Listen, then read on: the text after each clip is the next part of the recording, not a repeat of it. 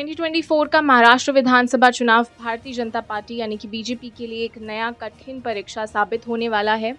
288 सीटों वाली इस विधानसभा में हर एक सीट पर मुकाबला कड़ा होगा और इस बार के चुनाव में बीजेपी के सामने सिर्फ एक पार्टी नहीं बल्कि कई पार्टियों का गठबंधन होगा। महाविकास अघाड़ी और इंडिया गठबंधन एकजुट होकर बीजेपी को हराने के लिए पूरी ताकत झोंक देंगे।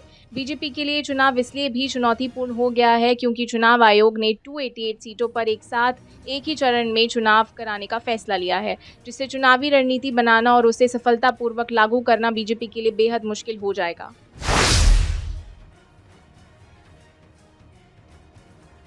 महाराष्ट्र में विधानसभा चुनाव से पहले ही बीजेपी ने लोकसभा चुनाव 2024 में बड़ी मुश्किलों का सामना किया है। लोकसभा चुनाव में ही बीजेपी को यही समस्या आई थी, कई सीटों पर एक साथ चुनाव होना और उसे मैनेज करने में असफलता। चुनावी रणनीति बनाने और उसे लागू करने में बीजेपी के नेताओं और कार्यकर्ताओं के पास समय की कमी रही थी, जिसका नतीजा ये हुआ कि कई सीटों पर बीजेपी हार गई। अब महाराष्ट्र में भी ऐसे ही स्थिति बन रही है। बीजेपी के सामने महाराष्ट्र में सबसे बड़ा सवाल ये है कि कैसे एक साथ 288 सीटों पर चुनाव लड़कर जीत हासिल की जाए। इस चुनाव में महाविकास अघाड़ी और महाती जैसे ताकतें एकजुट होकर बीजेपी को चुनौती दे रही हैं।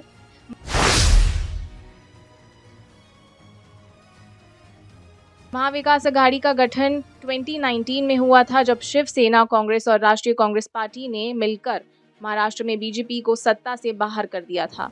अब 2024 में ये गठबंधन और भी मजबूत हो जाएगा।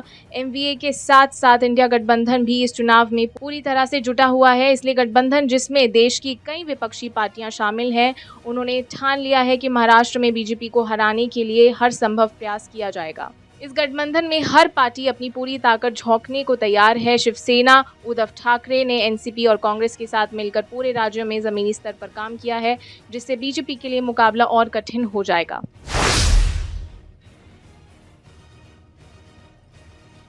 बीजेपी महाराष्ट्र में पहली पार्टी नहीं है। बीजेपी यहां शिवसेना के साथ गठबंधन में रहकर सरकार बनाती रही है, लेकिन 2019 में जब शिवसेना ने एमवीए का हिस्सा बनकर बीजेपी के साथ नाता तोड़ लिया था, तब से बीजेपी के लिए महाराष्ट्र की राजनीति मुश्किल हो गई थी।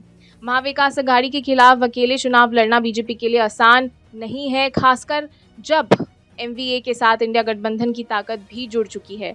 इस गठबंधन के पास महाराष्ट्र की राजनीति की गहरी पकड़ है और उन्होंने हर विधानसभा सीट पर जमीनी स्तर पर काम करना शुरू कर दिया है। बीजेपी की मुश्किलें इसलिए भी बढ़ गई हैं क्योंकि चुनाव आयोग ने इस बार महाराष्ट्र के सभी 288 सीटों पर एक ही चरण में चुनाव करने का फैसला लिया है। बीजेपी के पास हर सीट पर उम्मीदवार खड़ा करने, चुनाव प्रचार करने और रणनीति लागू करने के लिए समय कम होगा। इससे उनका चुनावी प्रदर्शन प्रभावित हो सकता है।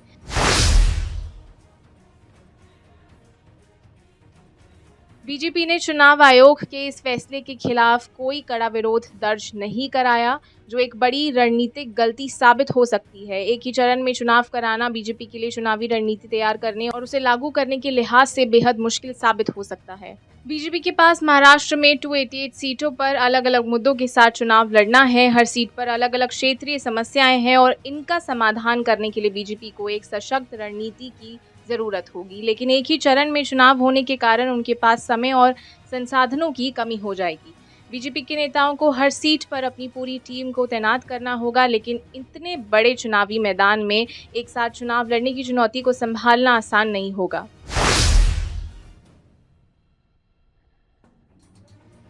महाविकास अघाड़ी और इंडिया गठबंधन ने बीजेपी के इस असमंजस का फायदा उठाने के लिए पूरी तैयारी कर ली है। इन दोनों गठबंधनों के नेता राज्य भर में अपनी पकड़ मजबूत कर चुके हैं। उनका चुनावी एजेंडा साफ है, बीजेपी को सत्ता से बाहर करना और महाराष्ट्र की राजनीति में फिर से अपनी पकड़ मजबूत करना।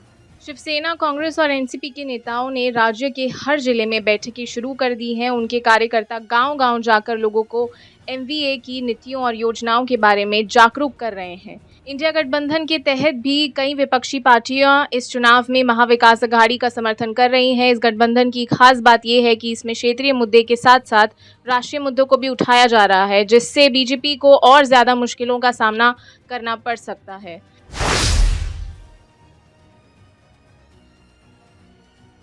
महाराष्ट्र में इस बार चुनावी मुकाबला महाती और महाविकास अघाड़ी के बीच होना तय है। महाती, जिसमें बीजेपी और उसकी सहयोगी पार्टियां शामिल हैं, उनका मुकाबला महाविकास अघाड़ी और इंडिया गठबंधन से होगा। महाती के पास बीजेपी का राष्ट्रीय नेतृत्व और राज्य स्तर पर देवेंद्र फडणवीस और एकनाथ शिंदे जैसे नेता हैं, लेकिन इस बार उनकी मुश्किलें ज्यादा हैं क्योंकि महाविकास अघाड़ी और इंडिया गठबंधन ने पूरे राज्य में अपने पैर फैला लिए हैं।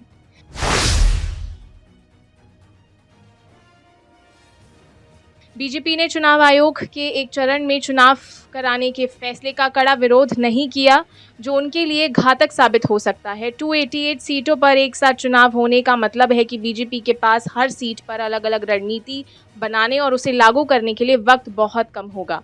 लोकसभा चुनाव में भी यही हुआ था, जब कई सीटों पर एक साथ चुनाव होने के कारण बीजेपी को अपनी रणनीति सफलतापूर्वक लागू करने का वक्त नहीं मिल पाया, या यूं कहिए कि बीजेपी की स्ट्रैटेजी को विपक्ष ने धो डाला। और आप हमसे जुड़े रहने के लिए सब्सक्राइब करें YouTube पर, फॉलो करें Twitter पर और लाइक करें Facebook पर। और ज्यादा जानकारी के लिए आपको टाइप करना होगा सिर्फ न्यूज़ नशा।